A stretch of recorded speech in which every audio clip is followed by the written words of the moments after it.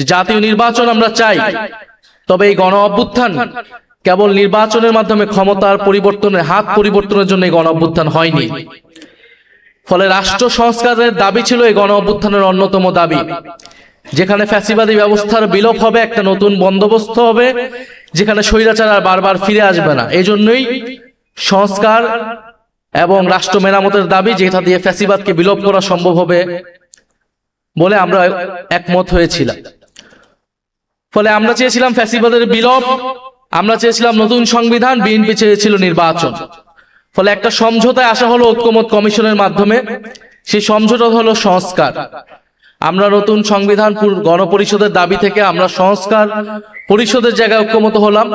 BNP ও নির্বাচনের জায়গা থেকে কিছুটা সরে এসে অনেকগুলো সংস্কারে ঐক্যমত হলো বাধ্য হয়েও। সেই জায়গা থেকেই গণভোট হলো। কিন্তু গণভোট পরবর্তী সময় আপনারা সবকিছুই দেখছেন যে কিভাবে গণভোটের গণরায়কে অস্বীকার করা হয়েছে। বিএনপি এখন একটা কৃত্রিম বিরোধ বা সংকট তৈরি করছে যে জুলাই সনদ বনাম জুলাই আদেশ। তারা বলছে জুলাই সনদ তারা অক্ষরে অক্ষরে পালন করবে, কিন্তু জুলাই আদেশটা অবৈধ, যে জুলাই আদেশের ভিত্তিতে গণভোট তৈরি হয়েছিল, গণভোট অনুষ্ঠিত হয়েছিল। ফলে তারা একটা বিরোধিতা তৈরি করছে, কারণ তারা জুলাই সনদকে তারা তাদের নিজেদের দলীয় ইশতেহারে পরিণত করেছে এবং এই সংকট তৈরি করেছিল বলেই গণভোট, তখন গণভোটের প্রস্তাব এসেছিল এবং গণভোটের মাধ্যমে এটাও বলা হয়েছিল যে সংবিধান সংস্কার পরিষদ করা হবে, কারণ এই যে মৌলিক সংস্কারগুলা এগুলা সংবিধান সংশোধনের মাধ্যমে সম্ভব নয়। সংবিধান সংশোধনের মাধ্যমে সংবিধানের ফ্রেমওয়ার্কের মধ্যে কোনো মৌলিক পরিবর্তন সম্ভব নয়। সেটার জন্য একটা গাঠনিক ক্ষমতা এই সংসদকে দিতে হবে, যার নাম হবে সংবিধান সংস্কার পরিষদ। ফলে জুলাই সনদ বাস্তবায়নের পদ্ধতি এটাই হবে।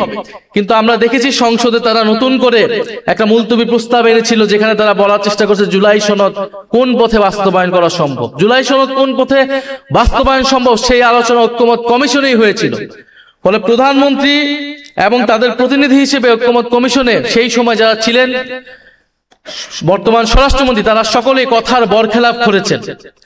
তারা তাদের নিজেদের দলীয় ইশতেহার দেওয়া সেই ইশতেহারের বরখেলাপ করেছেন, জুলাই সনদের বরখেলাপ করেছেন এবং গণভোটের গণরায়কে তারা বৃদ্ধাঙ্গুলি দেখিয়েছে।